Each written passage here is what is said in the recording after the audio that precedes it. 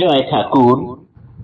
শ্রী শ্রী রামকৃষ্ণ পুঁথি তৃতীয় খণ্ডের অন্তর্গত স্বদেশে মহাসংকীর্তন এই অধ্যায় থেকে আজ আমরা পঞ্চম দিন পাঠ করছি। পর্ব 344, পৃষ্ঠা সংখ্যা 222 কিছু অংশ থেকে 223 অর্ধেক। এর আগের দিনের পাঠে আমরা দেখেছি শ্যামবাজারের নটবর গোস্বামীর বাড়িতে ঠাকুরের নাম সংকীর্তন চলছে ভীষণ সমারোহে। সেইখানে উচ্চাসনে ঠাকুরকে বসানো হয়েছিল এবং গোসাই ব্রাহ্মণরা এসে তাদের ঠাকুরের নিচে আসন পাতা দেখে রাগ করে চলে গেছেন। তারা তো ঠাকুরকে চিনতেন না। ঠাকুর তখন নটবর গোস্বামীকে বললেন, আমার উপস্থিতিতে কোনো বিবাদ লাগুক, এটা শোভনীয় নয়, যাও তোমরা দলপতিকে ডেকে আনো গিয়ে। এইবার ঠাকুরও তাকে অন্তরে টান দিলেন। তিনি এলে ঠাকুর তার উচ্চাসন ছেড়ে নিচে বসলেন এবং জোর হাতে নমস্কার জানালেন। ফলে তার আর কিছু করা রইল না। এরপর ঠাকুর বললেন যে কিছু ঈশ্বরীয় প্রসঙ্গ বলো। তিনি ঠাকুরের বাহ্যিক কোন রকম না দেখে বুঝতে পারেননি ঠাকুরকে, তাই তিনি ভাবলেন ঠাকুর বোধহয় নিরাকার পরম ব্রহ্মে বিশ্বাসী। তাই তিনি বেদান্তে নিরাকার সম্বন্ধে কি কথা বলে সেই নিয়ে ব্যাখ্যা করতে চাইলেন।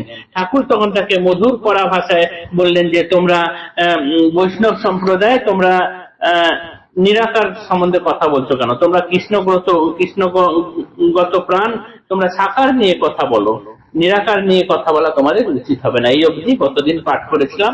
তারপরের অংশ হলো এইরকম। নিত্যই সাকার তিনি রূপেরও আধার, লীলাময় লীলা প্রিয় গুণেরও ভান্ডার, ভক্তগত প্রাণ ভক্ত পরানো পুতলি, অখণ্ড আগোটা বিশ্ব তার লীলাস্থলী, তেজময় প্রভু বাক্য যাহে করে খেলা, শ্রীহরির রূপ গুণ অবতারে লীলা, সেই বাক্যে প্রভুদেব করেন বর্ণন, বুঝাইতে দ্বিজবরে যাহা প্রয়োজন, এক মনে গোসাই ব্রাহ্মণ কথা শুনে, বুঝো কিবা ভাবে এ বেঝুরে দু নয়নে, হেনকালে সেই স্থলে দিল দর্শন, বংশে জাত দলভুক্ত অন্য যতজন, অধিপতি দেখিয়া সকলে সমাগত, বলিল শ্রী প্রভু পদে হতে অবনত, কান্দিয়া কান্দিয়া কহে বিষম প্রমাদ, করেছি মহাত্মা জনে নিন্দা অপবাদ, কাকুতি মিনতি সবে করিল বিস্তর, শান্তি দিলা জনে জনে শান্তির সাগর। এরপর বৈষ্ণবদের ওই গোসাই ব্রাহ্মণদের দলপতি যখন ঠাকুরের কাছে ওই রকম বসে আছেন, ঠাকুর তখন তার কাছে ঈশ্বরীয় প্রসঙ্গ এমন ভাবে বলতে শুরু করলেন যে তার চোখ দিয়ে জল এসে গেল। তখন বাকি সব ব্রাহ্মণরা একে একে এলেন। এসে তিনি দেখছেন একই তাদের দলপতি জোরহাত করে ঠাকুরের পদতলে বসে আছেন। তাদের দলপতির দু চোখ দিয়ে জলের ধারা বয়ে চলেছে। তখন সেই দলপতি বলছেন বাকি সবাইকে যে এনাকে পায়ে হাত দিয়ে প্রণাম করো, মস্তক অবনত হয়ে সকলে প্রণাম করো।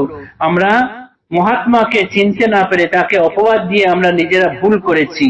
কাকুতি মিনতি করে সবাই এর কাছে নতি স্বীকার করো এবং শান্তির আগার যিনি, শান্তির সাগর যিনি, সেই প্রভুদেব সকলকে তখন শান্তি দিলেন।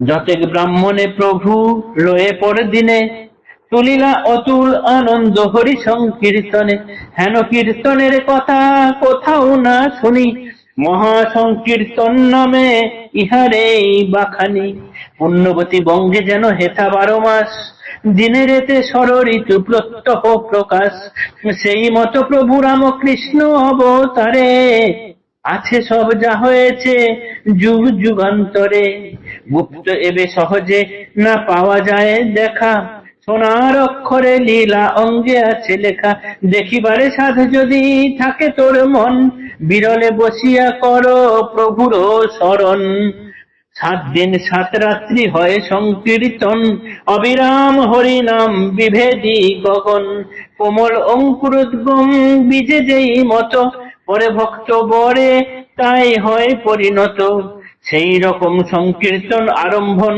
কালে, কেবল কয়েকজন লোক মাত্র মিলে, কিবা কব শ্রী প্রভুর কীর্তনের কথা, যখন যেখানে তথা প্রচুর জনতা, ভয়ঙ্করী রণকথা শুনে কাঁপে কায়, শিহরাঙ্গ মহাবীর জড় সর প্রায়।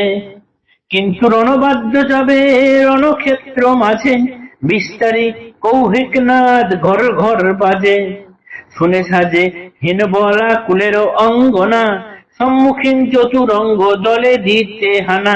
নাহি মানে কোনো মানা মহা আস্ফালন, প্রভুর কীর্তনে তেন জুটে লোকজন। বালকের হরিনামে বলাকর হরিনামে হয়ে মত্ত তর, এক পায়ে খোঁড়া নাচে প্রহর প্রহর। আমরা এই এক ছবি দেখলাম যে এর পরের দিন সেই সমস্ত ব্রাহ্মণদেরকে নিয়ে ঠাকুর অতুল আনন্দে হরি সংকীর্তন করে চলেছে। এই রকম হরি সংকীর্তন এর আগে কোথাও দেখা যায়নি, সেই জন্য এই সংকীর্তনের নাম দেওয়া হয়েছে মহা সংকীর্তন। দিন রাতে ঋতু পরিবর্তন করে, যেমন ষড় ঋতু আছে ঠিক সেরকম এই অঞ্চলে 12 মাসেই 12টি অনুষ্ঠানে হরিনাম সংকীর্তন হয়ে থাকে। টানা 7 দিন ধরে ঠাকুর এইখানে এরকম সংকীর্তন করে গেলেন, অবিরাম চলে গেল এরকম সংকীর্তন। দলে দলে লোক এসে ভিড় করলো। প্রথমে যখন শুরু হয়েছিল তখন অল্প কিছু লোক ছিল, তারপরে এখানে যেন জনপ্লাবনে পরিণত হলো। আস্তে আস্তে সবাই এসে জুটতে শুরু করলো। বলাকর হরিনামে হয়ে মত্ততর, এক পায়ে খোঁড়ানো আছে প্রহর প্রহর।